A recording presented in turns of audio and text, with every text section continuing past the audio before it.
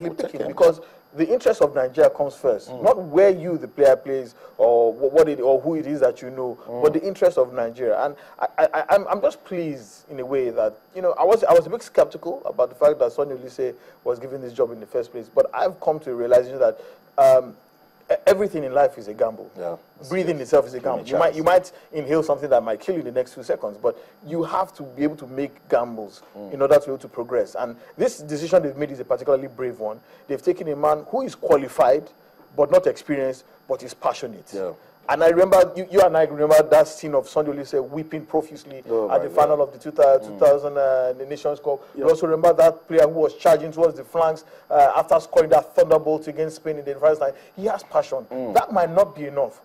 But I think with the kind of people he's saddled with, Salisu Yusuf, who is the most experienced player, one of the most experienced coaches on the domestic scene, Jean-Louis Losquito, another man who has coached extensively on the African continent and understands Africans as well. Also, Aloy Agu was part of the golden generation, who has also been a major part of the Nigerian teams. I think there's optimism, quiet optimism. I don't want to jump at straws. So, the camp of the Super Eagles opened today, so maybe from tomorrow we'll start, getting little stories here and there on what's going on how the coach is related with the players, and then we'll come back here and talk about it. And sadly, guys, I say we have to go. Thank you so much for coming around to the Koiki.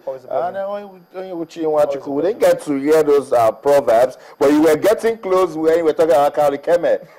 So just came in the way. I know you couldn't give it. Let's go on a quick break now and see how Andy Murray has emerged the second best tennis player in the world. And we'll come back, we'll talk about the Nigeria Professional Football League. Toby Adequoju loves talking about it. Stay.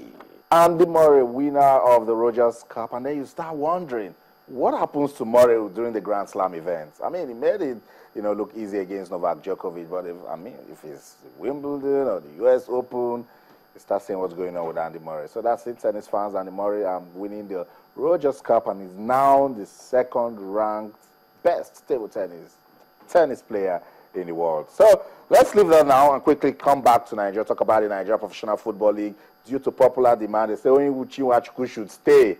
He loves talking about local football in Nigeria, so Onyiwuchi still keeps his place in the team. Whether or not Sunday Olise is calling him back, he keeps his place in this team.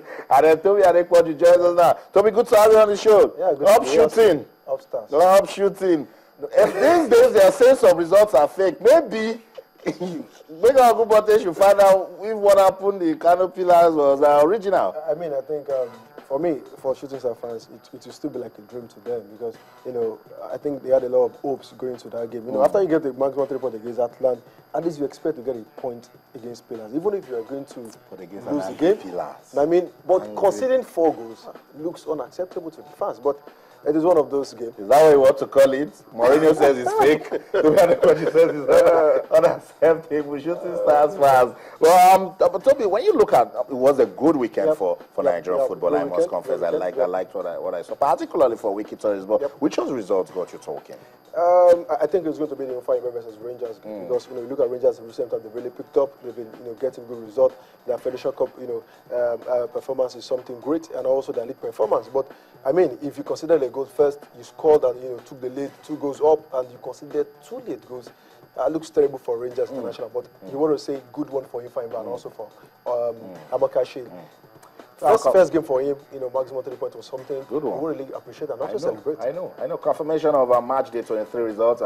You can see there Ifeanyi Uba with that shocking result at the Enugu Rangers at 3-2 it ended. And Sunshine Stars, I'm coming to you for talk about crushing UIFC 4-0. Warri Wolves, as we jumped, gave them that single goal lead, and it was enough to secure 3 points. And then my friends, Wiki Tourists, they travel to Ilorin to, make sure that some people in Ilorin don't make some noise tonight. Waiting to hear from them, yourselves. And then this result, Toby Adequoju says is unacceptable. Kano Pillars crushed Shooting Stars 4-1. But when would you talk to me? Sunshine Stars, GYFC. Sunshine Stars are looking so admirable this season. Yeah, at home, they have built a fortress in Akure, 100% record. They have not lost. They have not even drawn in Akure. So it follows the trend they have, built for themselves this season.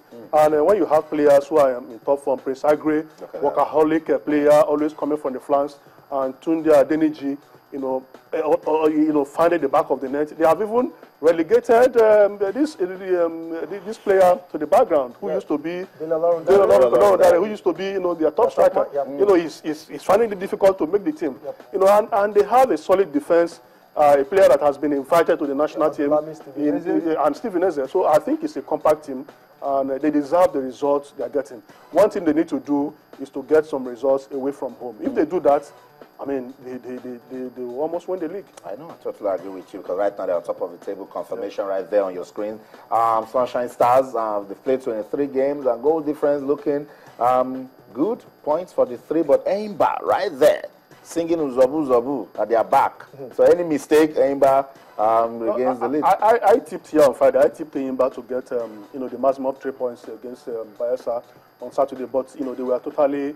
I saw a Bayelsa team that wanted to win the game, and if not for Femi Thomas, they would have scored the winning goal. I agree. I don't know how he saved that ball, but Bayelsa really upped their game. If they had been playing like that, I don't think they would be at the bottom of the table. I mean, just like Onye said, it's 2-point drop for him by international. Yes, 1 point gain, but I mean, it's 2-point drop because a game against Bayelsa United, they looked favourite, and they were supposed to do everything to get the maximum 3 points. But you have to give it to Bayelsa United. They fought out in the second half. It's looking good. Warri Wolves and Wiki Tories, the complete the top 4 team, and then you also saw the bottom 4. But top scorers, Toby says no. We'll get the updated list, and then we'll talk about it when I come. But Toby, what's going on the NNL? Yeah, really. I mean, it's all about controversy again. It's looking very, very consistent at this stage of the season in the NNL, where teams pull out. I mean, for Buzo, they've missed 2 games on a bounce, and I think according to NNL rules, Article 4.2, they stand being expelled and all points being null and void. So that means if Buzo finally being expelled, they need to get the shape of the league again. I mean, try to deduct some points and also bring the table up again. But I think it's going to disjoint, the shape of in that group. Especially, I think it's Division B1. And also, there's rumor that UB this time will also pull out. And I think NNL have really got a big job on their hands.